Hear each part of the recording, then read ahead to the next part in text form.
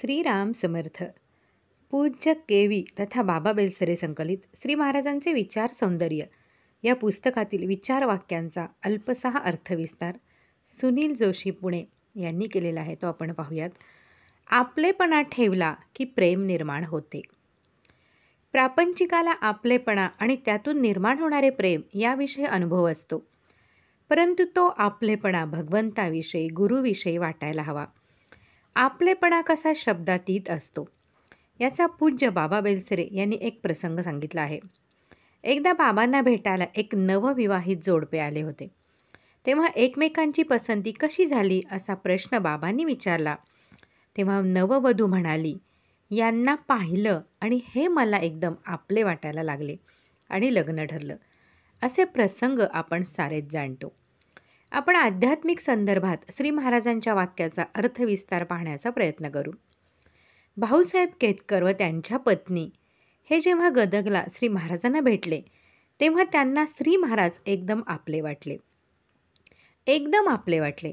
तेव्हापासून भाऊसाहेबांचे जे प्रेम जडले ते अनन्यसाधारण आहे. श्री महाराजांनी श्री भाऊसाहेबांच्याबद्दल असे म्हटले आहे की भाऊसाहेबांनी मला ऋणीकडून ठेवले आहे. काय असेल? पुष्कळ भक्त म्हणतात की भाऊसाहेबांचे प्रेम म्हणजे सख्य भक्तीचे उदाहरण होय, परंतु मला भाऊसाहेबांचे प्रेम त्याहून विलक्षण आणि अधिक तरल आहे असे वाटते. असो, मुळामध्ये अध्यात्म मार्ग किंवा परमार्थ मार्ग किंवा भक्ती ही गोष्ट म्हणजे अनमिला साजन है और अनजानी राह है अशी आहे. ज्या भगवंताला भेटायचे आहे, ज्या ईश्वराचे दर्शन व्हावे असे वाटते, त्याला काही पाहिलेला नाही यापूर्वी, आणि ज्या मार्गाने ते दर्शन मिळवायचे आहे तो मार्गही अनोळखी आहे. आणि खरं म्हणजे यातच भक्तीचा खरा आनंद आहे.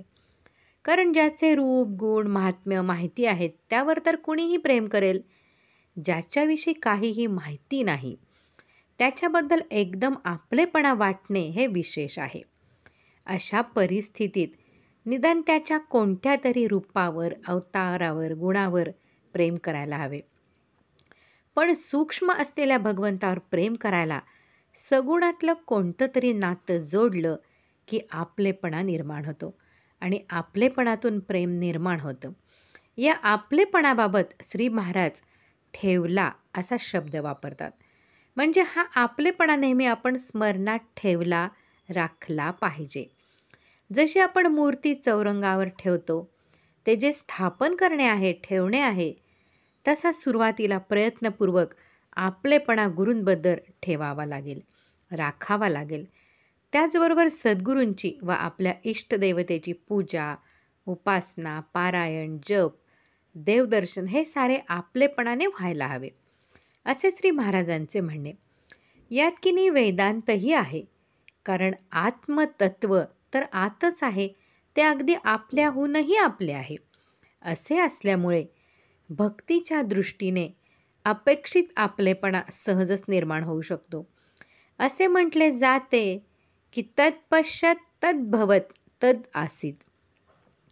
त्याला पाहिलं तेच झालं, कारण तेच होतो. आत्मा ब्रह्म हे मुळातच आपले स्वरूप आहे, परंतु आपण भगवंताला आपल्याहून वेगळा समजतो. या द्वैतानुसार त्याला बाहेर अवतारी सत्पुरुषांच्या रूपात, इष्टदेवतेच्या रूपात, गुरुरूपात पाहून आपलेपणा ठेवला पाहिजे. म्हणजे श्री महाराजांना अपेक्षित प्रेम निर्माण होईल. एकदा एका आध्यात्मिक शिबिरात वक्त्याने श्रोत्यांना प्रश्न केला की तुम्ही या मंदिरात का येता?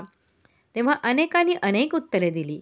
ती सर्व ठीकच होती, पण एक श्रोता हात वर करून म्हणाला, या मंदिरात का येतो हे सांगता येत नाही. यावर वक्ता म्हणाला, हां, हे खरं उत्तर आहे. याला म्हणतात आपलेपणा, प्रेम. खरं म्हणजे श्री महाराजांना अपेक्षित आपलेपणा आणि त्यातून निर्माण होणारे प्रेम या फार संवेदनशील मनाच्या अत्यंत तरल भावना आहेत. त्या समजून घ्यायच्या असतील तर त्यांच्या शिष्यांच्या जीवनात डोकावून पाहावे लागेल.